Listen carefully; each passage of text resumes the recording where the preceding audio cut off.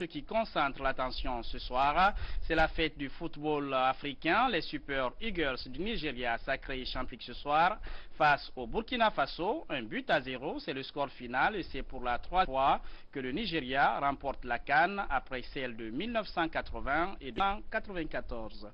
Politique, rencontre du président de la République avec le bureau de l'Organisation islamique internationale de solidarité. Cette filiale de la Ligue islamique mondiale annonce la construction d'écoles, de centres de santé et d'autres infrastructures de base en Guinée. Mohamed Lamine Souma a suivi pour nous cette rencontre. Le directeur régional de l'Organisation islamique internationale de Secours, une filiale de la Ligue islamique mondiale. Dr Mangé est venu dire au président de la République la volonté de son organisation d'ouvrir un bureau à Conakry, mais aussi réaliser des infrastructures au bénéfice des couches vulnérables. Notre arrivée ici résulte de sa visite au Royaume d'Arabie Saoudite et sa rencontre avec le secrétaire général de cette institution. Et il nous a rassuré que le gouvernement de la République de Guinée va collaborer, va soutenir le bureau pour réaliser les objectifs en faveur du peuple de Guinée. Assister le peuple de la Guinée par la nomination aussi de qui vont œuvrer dans ce bureau et pour aussi recruter quelques 500 orphelins. Il a dans son agenda aussi des projets, par exemple trouver pour le peuple l'eau potable par des forages, par des puits améliorés, par la construction de mosquées, des centres de santé, par la construction aussi des écoles. Comme pour de Guinée, une bonne réputation au sein de la Oumma islamique. Et puis on se rend à Dubrika avec le Premier ministre, chef du gouvernement. Mohamed Saïd Fofana était dans la famille de l'âge Fodessila. Il n'est plus. Cet homme de 60 est le patriarche de cette ville. Moussa Mikini Kamara et Maïmouna Bella Diallo nous le présentent. Suivez.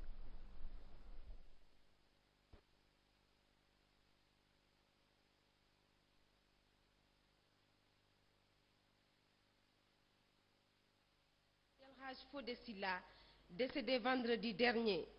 L'ex ou le Sotikemo de Dubreka est mort à l'âge de 78 ans et a consacré toute sauvegarde de valeurs sociales et religieuses. Le vieux Fodé, c'était le patriarche de Dubreka, un rassembleur, un unificateur, un pacificateur.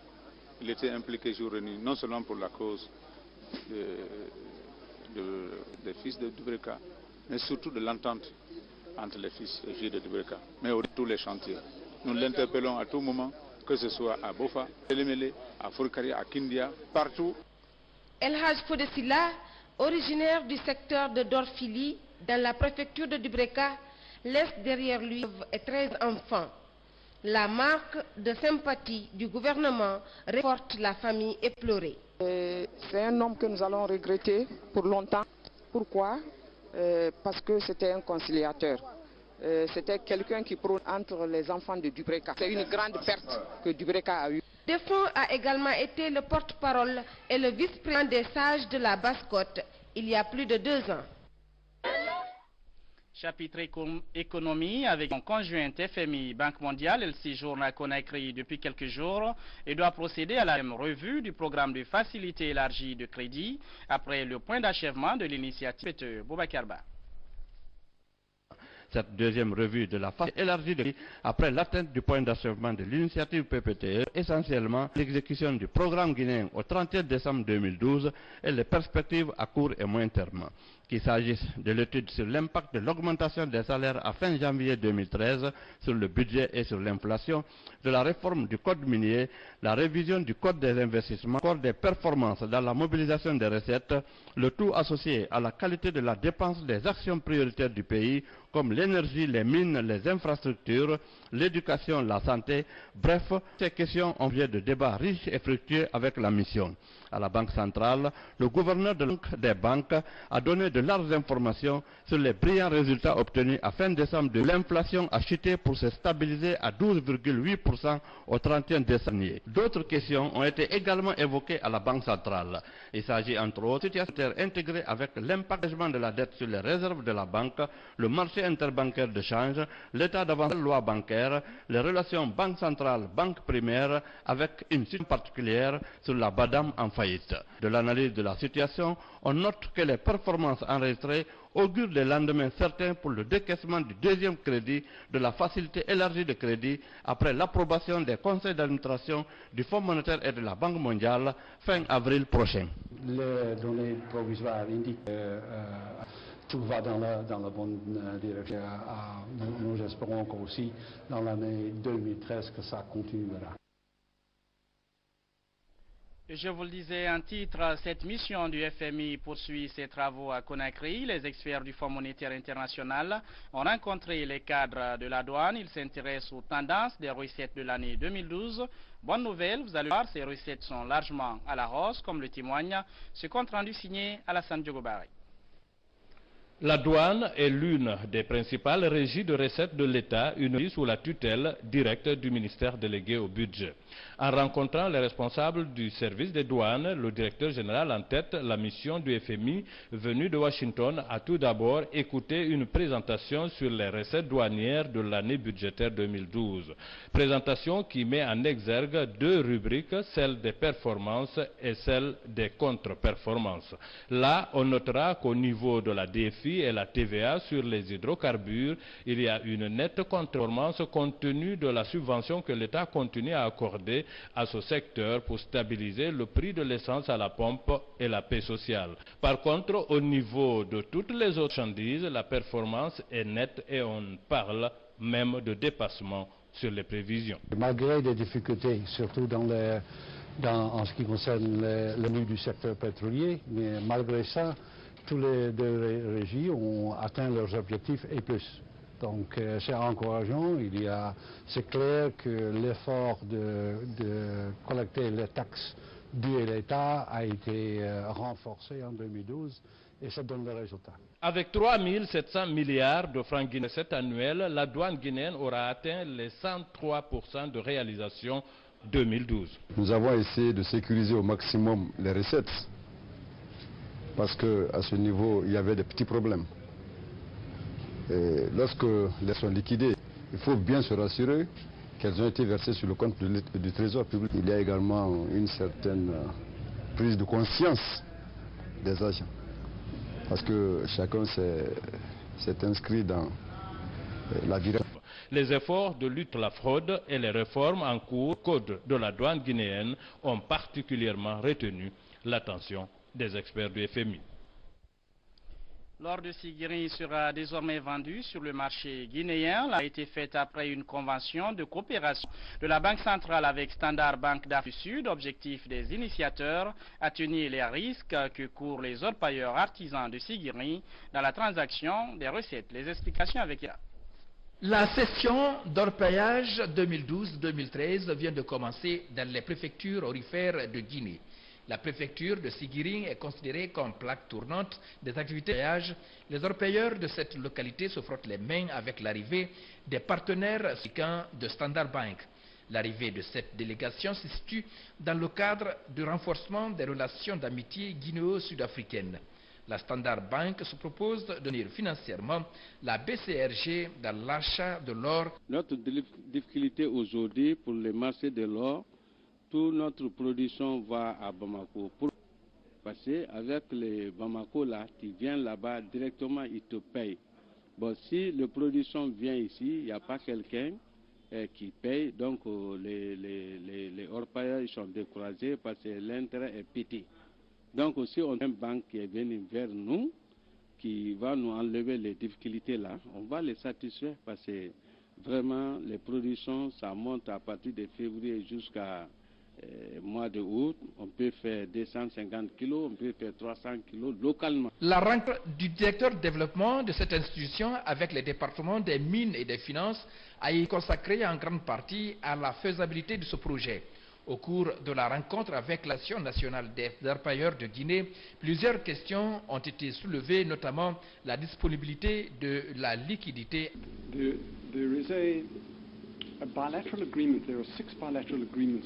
Et un des accords bilatéraux est des accords sur le commerce et l'investissement. Dans cet accord-là, la Guinée et l'Afrique du Sud, tous les deux pays bénéficient des statuts des nations les plus favorisées. Donc, et quand vous regardez dans le classement des accords avec l'Organisation mondiale du commerce, cet accord est le plus élevé en termes d'avantages. Et ça contient beaucoup d'avantages fiscaux et aussi beaucoup de facilités par rapport à la couverture des investissements. La Guinée est l'un des grands pays qui exploite de l'or en Afrique. Pourtant, elle est classée 8e par la Banque mondiale, alors que les pays comme le Mali est 4e sur ce classement. Cela s'explique par que toutes les recettes guinéennes d'orpaillage sont vendues à Bamako par manque de liquidité dans l'achat de l'or. L'actualité à l'intérieur du pays, à Kankan, la base vie de la forêt Berekina se dégrade, vous allez le voir. Les bâtiments sont en ruine, parfois vandalisés par les riverains de cette forêt. Le ministre de l'Environnement s'est rendu sur place. Je témoignage dans ce reportage signé Nabi Zakaria Bangoura. Voici la forêt classée de Berekina. C'est dans la commune urbaine de Kankan. Une forêt classée en 1944 par l'administration coloniale à cause de ses richesses faunistiques et floristiques. Avec ses 120 hectares de superficie, celui écologique a été aménagé par le programme de développement rural en 1990.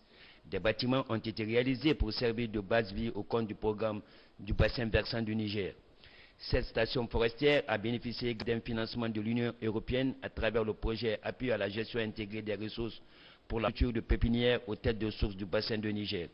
Depuis l'arrêt du projet, ce patrimoine forestier a été vidé de son contenu par certains cadres, avant d'être vandalisé par les populations riveraines. Le constat, il est alarmant. Et c'est triste, on a l'impression que ce n'est pas des Guinéens qui ont détruit ça. Ces beaux bâtiments, une belle cité ombragée avec énormément de végétation. Les partenaires nous aident, n'est-ce pas, à construire ces bâtiments. On n'est pas à même de pouvoir les préserver. On n'est pas à même de pouvoir les sécuriser. Comment voulez-vous qu'il y ait richesse, qu'il y ait accumulation nationale si le peu qui est acquis n'est pas préservé, n'est pas protégé? Le professeur Ibrahim Abouaro a successivement visité tous les bâtiments en état de ruine. Il a aussi saisi l'opportunité pour interpeller l'autorité préfectorale. Chaque cadre guinéen doit se sentir responsable du mal en Guinée. Parce que nous avons fait des études, nous avons travaillé dans ces... Quand un projet se retire, nous avons droit vraiment à maintenir ce que le projet laisse. Au terme de sa visite, le ministre de l'Environnement, des Eaux et Forêts a rencontré les populations riveraines de la forêt de Berekina. Une rencontre au cours de laquelle le professeur Ibrahim Bouaro a dénoncé les mauvais comportements des hommes face à la gestion des édifices. Il les a également sensibilisés sur l'importance de la protection de nos forêts avant de les inviter à surveiller cette forêt contre tout acte de vandalisme. Le ministre des Droits de l'Homme était récemment à Dalaba où il a rencontré les élèves et étudiants de la ville, visité les commissariats de maisons d'arrêt. Khalifa Gassama Diaby exige le respect des droits de l'homme. La Guinée est un état de droit où l'impunité doit prendre fin. Ce sont les mots du ministre que notre reporter Modino Diallo a suivi. Compte rendu. C'est au lycée Béanzin que le ministre des Droits de l'Homme et des Libertés publiques a commencé sa tournée de sensibilisation dans la ville de Dalaba. L'occasion a été mise à profit pour expliquer aux élèves les principes et lois de la Constitution guinéenne. Au commissariat central de police et à la gendarmerie de Dalaba, le constat a porté sur la nécessité de rénover et d'équiper les locaux. À la maison d'arrêt, il n'y a que 13 détenus. Le constat révèle le manque de moyens. La gendarmerie n'a que 23 agents pour sécuriser toutes les sous-préfectures de Dalaba. Une situation qui laisse prospérer la criminalité et le vol de bétail. Avec les élus locaux, les questions comme les détenus, le respect strict des lois et principes de la Constitution guinéenne, mais aussi et surtout la lutte contre l'impunité ont été abordées. À l'Institut des sciences vétérinaires de Dalaba, le ministre des Droits de l'Homme et des Libertés publiques a informé de la nécessité d'enseigner les droits de l'homme dans les écoles et universités de notre pays. Vous pouvez avoir des grandes institutions, des grandes lois. Si ces lois et ces institutions ne sont pas conformes à la culture sociale et au comportement social, il y a discontinuité dans le fonctionnement de l'institution globale. Ça ne marche pas. La loi ne peut pas dire que les libertés individuelles sont sacrées et en même temps, à longueur de journée, on voit à longueur de journée des citoyens peuvent être mis en garde à vue pour des délits qui ne nécessitent pas une mise en garde à vue. La dernière étape de cette tournée de sensibilisation sera la ville carrefour de Mamou. Autre grand titre de cette édition, santé, cette bonne nouvelle pour les enfants de ONG américaine offre aux tout petits 7000 comprimés d'albendazole. Ce sont des dépositants que toutes les communes rurales et préfectures du pays recevront. Sori de Kera nous en dit plus. Le lancement de cette campagne nationale de déparasitage vise plus de 3 millions d'enfants scolarisés et non scolarisés sur l'ensemble du territoire national. Elle vient renforcer les capacités du service national de santé scolaire et universitaire dans l'amélioration des conditions d'apprentissage dans notre pays. Les médicaments seront administrés en 2 tours de 6 mois d'intervalle et c'est l'école primaire de Donka dans la commune de Dixine qui est le point de départ de l'opération. Tous les enfants guinéens ont des parasites. Parce que la condition d'hygiène n'est pas tellement ça. Alors si l'OMS a ces enfants-là régulièrement, franchement c'est un réconfort moral. Voir que des médicaments ont été donnés à la Guinée en quantité suffisante et ils doivent être liés gratuitement. Donc les agents de santé, les enseignants doivent se mettre ensemble pour que les médicaments atteignent c'est-à-dire les enfants qui sont à l'école et les enfants même qui ne sont pas à l'école. Tous peuvent avoir ces médicaments-là. En recevant ce précieux don, le ministère de l'Enseignement préuniversitaire et de l'Éducation civique exprime sa gratitude à l'Organisation mondiale de la santé et ses partenaires pour ce choix judicieux en faveur des tout-petits. Le présent don est le fruit d'un plaidoyer de l'OMS à travers son programme de lutte contre la maladie tropicale négligée et des ONG américaines auprès du laboratoire fabricant GlaxoSmithKline. Ce déparasitant va permettre de poursuivre la lutte contre les parasites intestinaux, ascaris, oxyure, l'ostome, etc., qui provoquent l'anémie, la diarrhée et réduisent les capacités d'apprentissage chez les enfants. Nous prendrons toutes les dispositions nécessaires pour assurer une distribution efficace de ces médicaments à tous les enfants en âge d'aller à l'école et pourquoi pas à tous les enfants qui seront dans les environs et qui ont besoin de ces déparasitants pour améliorer leur état de santé. Ce sont donc plus de 7 587 000 comprimés d'albendazole qui seront distribués aux enfants de toutes les zones urbaines et rurales du pays. Les centres d'administration des comprimés seront les établissements scolaires. Boké est en chantier, vous le savez, aujourd'hui la ville a du mal à conserver ses archives en cause, et vous allez le voir tout de suite, le bâtiment de la préfecture est en rénovation, du coup les archives sont jetées à même le sol, mauvaise conservation ou manque d'équipement. Notre reporter Alia Kamara a posé cette question aux responsables des archives de la ville. Si rien n'est fait, vous allez les entendre, c'est une mémoire écrite du Kakandé qui risque de disparaître. Steny Kamara, secrétaire central de la préfecture de Boké. Il est chargé de tenir les procès-verbaux de toutes les rencontres ici dans la salle de réunion.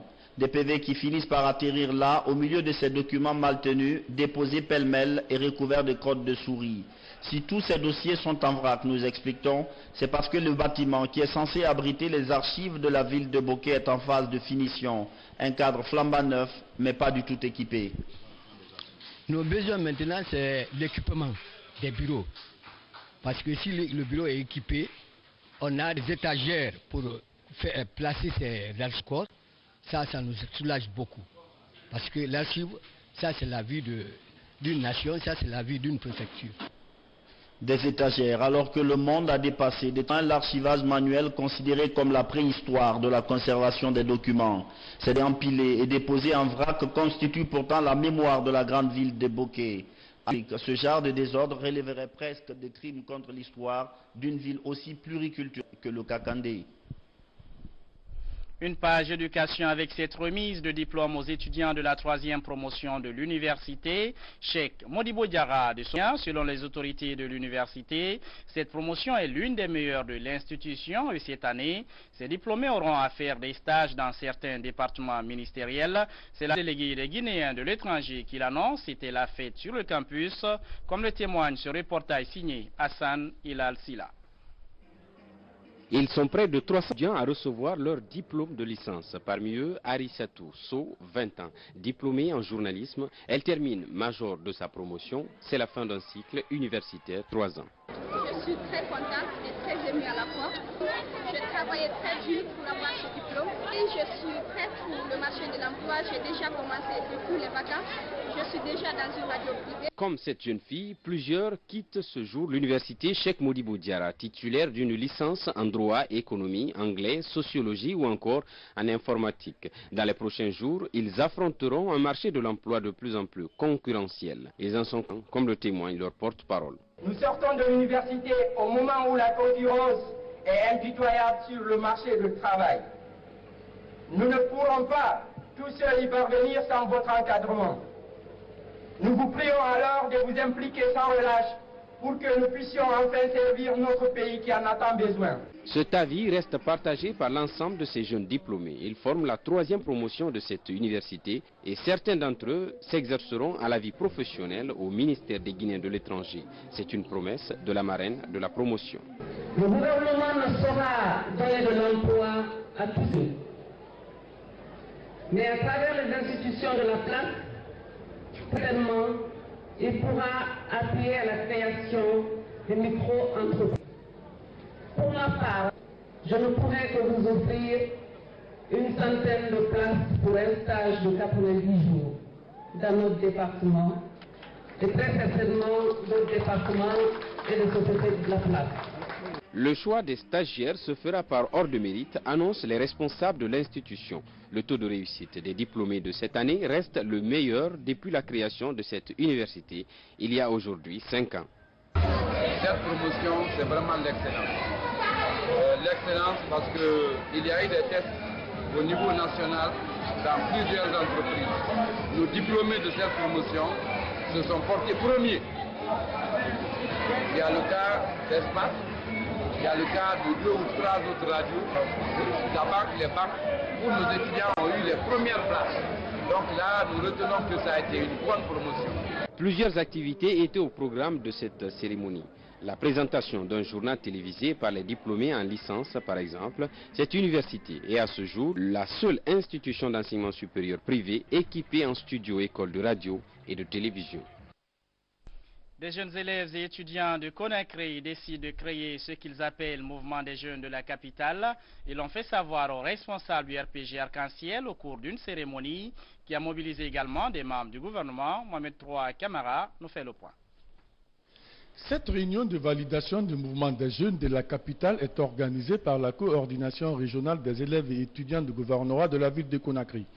Cette organisation se fixe pour objectif de créer un climat de paix, d'entente et d'une bonne prise de responsabilité. Pour sauvegarder notre jeune démocratie, nous, jeunes du parti, avons jugé nécessaire de renforcer et de rendre effective l'idéologie du parti dans les milieux scolaires et universitaires.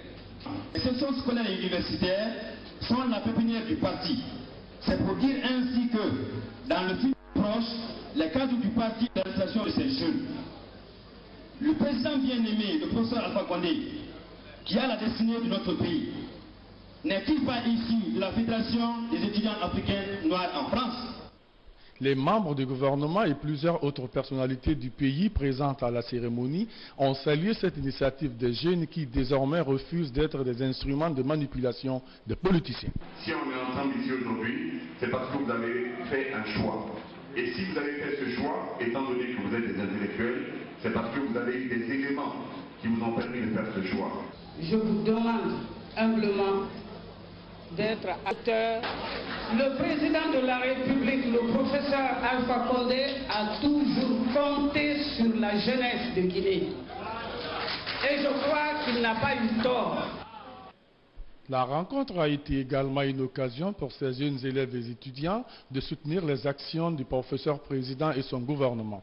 Pour la rencontre belle, quelques artistes ont fait démonstration de leurs œuvres musicales. Ce visage bien connu des Guinéens, Mbalia Camara, héroïne nationale pour son combat pour la liberté du Guinéen, assassiné par les colons le 9 février, cela fait aujourd'hui 58 ans, et les militants du PDGRDA se souviennent de cette page de l'histoire de la Guinée. Ils se sont mobilisés à Dixine pour en parler aux plus jeunes du parti, Manguedan Toumassouma. Ce 9 février 2013 marque le 58e anniversaire de l'assassinat de Mbalia Camara, jeune femme militante du PDGRDA par le sabre du colonialisme à l'âge de 26 ans dans un village de Tondo, dans la préfecture de Dubreka. Le trucage électoral du 27 juin 1954, qui avait éliminé le candidat Sékou Touré, avait provoqué la rébellion chez les femmes particulièrement engagées aux côtés de Mbalia Camara. Elles avaient pris la décision de ne plus subir la tyrannie et le paiement de l'impôt plusieurs fois par an par leur époux. C'est ainsi que lors d'un soulèvement à Bambaya, le chef de canton David Silla, à fuir les lieux, protégé par une quarantaine de gendarmes, a donné des coups de sabre à Mbalia Camara le 9 février 1955. Nous sommes un parti bâtisseur de nations. C'est pour ça, et c'est sous ce signe historique, projeté dans l'avenir, que nous jugeons utile d'organiser année après année l'anniversaire de ceux dont la lutte a fait de nous ce que nous sommes. A rappeler que dans ce mausolée de Cameroun, non loin de la grande mosquée Faïsal dans la commune de Dixine, reposent d'intrépides combattants de la lutte pour l'indépendance nationale.